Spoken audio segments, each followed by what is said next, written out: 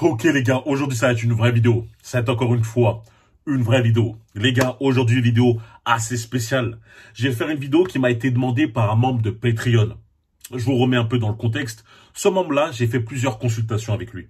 On a eu plusieurs sessions ensemble. Il avait un gros problème. On a réussi à le régler de fond en comble, de A à Z. Et maintenant, il me demande tout simplement de faire une vidéo pour prévenir. C'est pour prévenir les hommes, ou pourquoi pas, s'il y a des personnes qui se trouvent dans la même situation que lui. Avoir des débuts de réponse. D'accord? Donc je vais faire cette vidéo, mais avant tout, le classique, n'oubliez pas de liker, de partager, de vous abonner, de me rejoindre sur Patreon. Forcément, on parle beaucoup plus vrai, beaucoup plus cru là-bas. D'ailleurs, il y a une vidéo sur comment marquer une femme, 4 manières de marquer une femme à vie qui est sortie, et me rejoindre sur Instagram pour la motivation, mais ça, je le répéterai à la fin, évidemment. Sur cette vidéo, je veux que vous ayez une participation active, dans le sens où vous allez me donner aussi votre avis en commentaire, et pourquoi pas les solutions que vous avez à proposer, etc. D'accord? Comme ça va être un peu interactif en quelque sorte. Donc, je vais lire le problème. Mais avant tout, juste le petit contexte, c'est que là, ça va être la deuxième session. Et pour vous parler du mec, dès le départ, il y avait un problème. Pourquoi? Car il s'était mis avec une femme qui avait des troubles mentaux. C'est vrai, vous allez me dire, mais gros, là, ça part super mal. Malheureusement, l'amour a des raisons, que la raison ignore, etc. Mais parfois, les frérots, écoutez la raison. Arrêtez d'écouter votre cœur vous dit de faire n'importe quoi. Elle avait des troubles mentaux. Cette femme-là lui faisait énormément de chantage affectif et du chantage de haut niveau. Ah là, c'était la Ligue 1. C'était quoi? Elle arrivait, elle lui disait, vas-y, faut que tu fasses ça, faut que tu viennes m'aider, etc. Et si tu fais pas ça, une telle action, une action quelconque, je vais me faire du mal. Complètement. Elle disait, je vais me faire du mal. Ça veut dire que le mec, lorsqu'il a décidé de la quitter, elle a dit, bah non, faut que tu reviennes avec moi, sinon je vais... le S mot, je peux pas dire ça parce que je crois que c'est censuré sur YouTube, mais vous avez compris, je vais me faire du mal, je vais me faire très mal. Voilà, je peux pas faire plus explicite que ça. Du coup, le mec était complètement mal, il pouvait pas avancer dans sa vie, toujours il avait ce poids sur lui, ces sortes d'épée de Damoclès, où il se dit que, allez, à tout moment, la meuf, elle fait une dinguerie, et c'est moi qui va prendre. Donc voilà, au final, moi je lui ai dit d'alerter les personnes compétentes pour ça, car il n'allait pas rester bloqué. Il n'allait pas se dire, voilà, moi je vais rester avec elle, parce que si je fais pas ça, elle va avoir... Non, t'alertes les autorités compétentes, etc. Et dans tous les cas, cette femme, elle risque d'être internée, car c'est pas normal ce genre de comportement. Et devinez quoi, lors de la deuxième session, ça a été le cas, elle a été internée. Donc là, on rentre dans le deuxième message. Salut Brian, comment tu vas? Voilà, je t'avais envoyé un mail, bref. La mère de mon fils est internée. Ça, je l'avais prédit, c'était sûr, forcément. Et malheureusement, il a un enfant avec elle. Et mon fils a été placé la semaine dernière. Ma garde a été refusée car je suis en formation et je n'ai plus de revenus de Pôle emploi. J'ai fait mes démarches avec un avocat pour avoir la garde exclusive parce que j'en peux plus de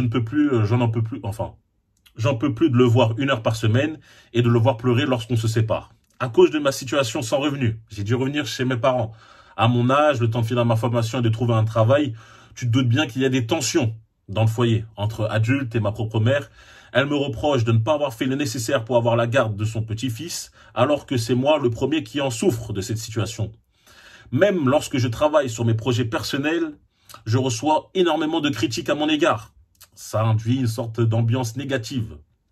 La question que je me pose, c'est comment rester fort, continuer à endurer la pression et rester concentré sur mes objectifs. Parce que je garde mon calme, mais à un moment, j'explose, je vais exploser.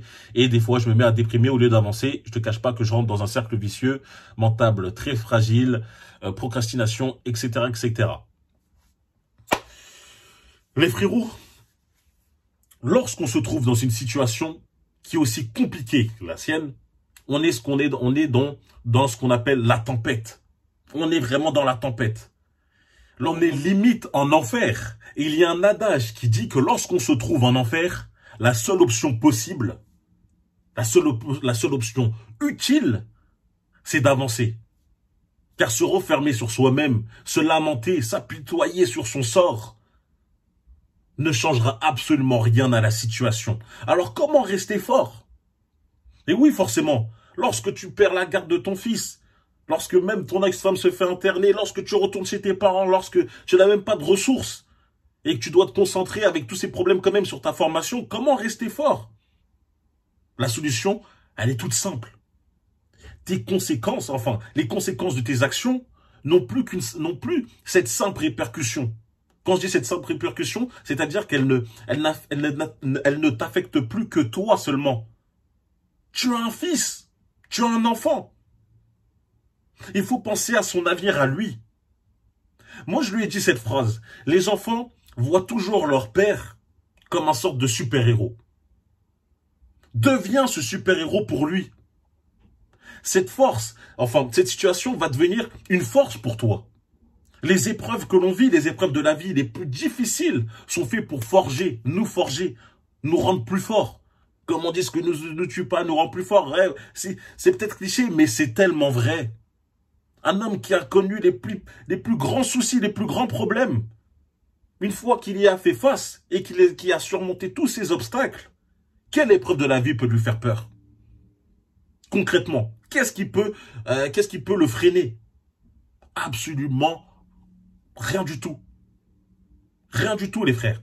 Et là, on a des solutions qui sont assez simples.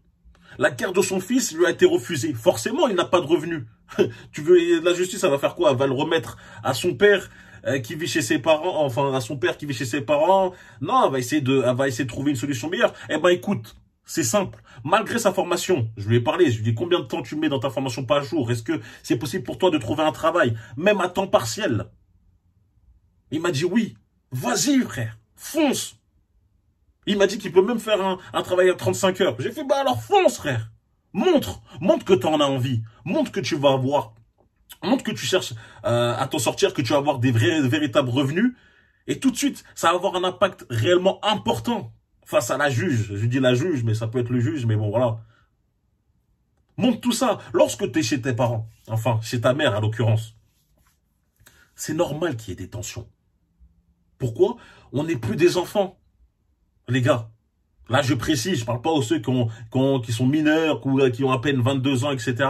Lorsque tu commences à avoir 30 ans, tu rentres dans ta trentaine et que tu es encore chez tes parents, je pense que la majorité, parce qu'il y aura toujours un bêta, un bob pour dire non, moi ma mère elle est contente que je sois à la maison, elle veut pas me laisser partir. Ouais, bon, écoute, tais-toi, moi je te parle pour la majorité du temps. Lorsque tu as 30 ans, tu es dans la trentaine et que tu es chez tes parents, ils veulent juste qu'une chose, c'est que tu dégages. Pourquoi? Surtout si tu es un homme. Car tu montres que tu n'es même pas capable d'être un véritable adulte. Tu n'es même pas capable d'avoir tes propres responsabilités. Lorsque tu es chez quelqu'un d'autre, tu dois te plier à ses règles. Moi, c'est pour ça que je dis, vaut mieux toujours un petit chez soi qu'un grand chez quelqu'un d'autre. Montre que tu peux être indépendant à tes parents. C'est comme ça que tu peux regagner son respect. Si à cette heure précise, là tu ne peux pas, pour des questions financières, changer, trouver un appartement, même s'il serait plus petit, etc. Si tu peux pas, montre que tu vas participer dans le loyer. Là tu n'as aucun revenu de Pôle emploi, aucun revenu tout court. Ça veut dire qu'en fait c'est ta mère qui te nourrit, blanchit, comme lorsque tu avais 10 ans. Comment tu veux qu'elle te respecte en tant qu'adulte à part entière? Forcément, tu vas entendre des critiques qui vont fuser à tout va. Ça va te rendre fou. Mais pour regagner ce respect-là, frérot, il faut retrouver cette indépendance. Donc, dès lors que tu vas retrouver ce taf, et il m'a dit qu'il connaissait un moyen de retrouver un travail, etc. Il avait des contacts et tout. Au final, il a réussi. C'est ça qui est bien. Et ben, lorsqu'il a retrouvé son taf, participe, montre, paye même le loyer complètement. Comme ça, ta mère n'aura pas à débourser des sources et là, tu auras une sorte d'équivalence. C'est ça. Malheureusement, l'argent va lui faire taire ses sentiments. Elle ne pourra plus parler comme elle veut. Fais des courses. Et oui, tout ça, c'est important, les frères. Là, je parle pour tous ceux qui sont dans la trentaine, etc., qui vivent chez leurs parents et qui ne comprennent pas pourquoi leur mère leur manque de respect. C'est parce qu'en fait, tu es encore un enfant pour elle. Tu ne fais absolument rien. Pourquoi tu veux qu'elle te respecte? Parfois, tu te dois de partir. Et c'est comme ça lorsqu'elle va voir que dans la vie réelle, tu te débrouilles. Tu n'as pas besoin d'elle. Qu'elle va dire, ah là, c'est bon. J'ai accompli mon devoir. J'ai élevé un vrai bonhomme. Un adulte responsable. D'accord?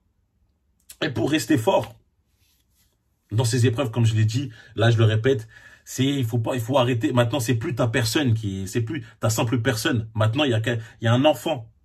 Il y a un enfant derrière toi. Tu dois travailler pour lui. Faire ses efforts pour lui. Ça va être dur au début, forcément. Travailler, enchaîner sa formation, avoir très peu d'heures de sommeil. Mais tout ça va valoir le coup. Ça va valoir le coup au final, crois-moi. Et tout ça, tout ce que j'ai dit là, a été une partie des réponses que je lui ai apportées. Et franchement, ce qui m'a fait le plus plaisir, c'est que dans l'espace d'un mois et demi après, j'ai reçu un message comme quoi il a réussi à trouver un travail en intérim, qu'il a commencé à participer au loyer et que tout a commencé déjà à aller mieux. Ne serait-ce qu'en un mois. Pour des gens qui pensent que la situation, pour eux, une situation bloquée ne va jamais changer, lui, il a juste fait les efforts. Et ça prouve qu'il a vraiment cette véritable envie de s'en sortir. Ça commence déjà à changer. Donc, j'essaye d'avoir des nouvelles régulièrement de lui. Ça me fait vraiment plaisir d'avoir cette connexion avec cette personne et de voir que grâce à des sortes de conseils, grâce à cette motivation que je lui donne, il arrive à s'élever. Dites-moi, vous, donc en commentaire, quelle solution vous lui aurez apporté, si vous êtes d'accord, si même vous avez envie de rajouter des choses.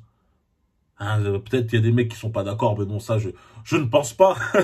Je ne pense pas. Donc voilà, c'est une vidéo qui a été assez simple, mais on va dire qu'elle reste importante, car il est possible que des personnes n'ont pas exactement la même situation, mais qui peuvent quand même se reconnaître, malgré tout, à travers celle-ci. C'est pour ça que j'ai décidé de la faire. Ok? Donc, il y aura une nouvelle vidéo qui va sortir dans 2 jours.